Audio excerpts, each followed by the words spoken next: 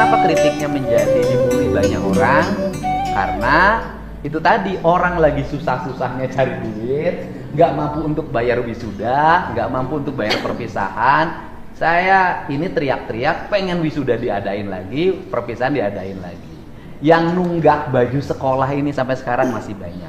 Saya kasih tahu ke Mbak, yang nunggak ijazah di Jawa Barat itu sangat banyak.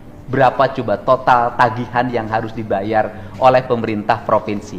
1,3 triliun.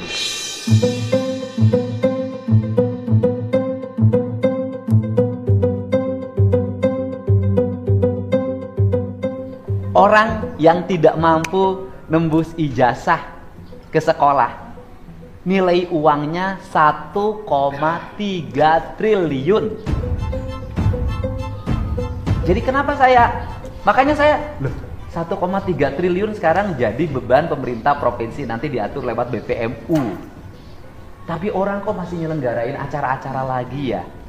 Itu 1,3 triliun tuh kalau pakai ngebangun jalan dan drainase di Bekasi itu selesai total. Jadi itu fakta ya. Gitu. Saya ucapin terima kasih, saya bersedia kritik, dan yang mengkritiknya saya undang. Dan yang mengkritiknya saya bantu juga untuk kontrakan.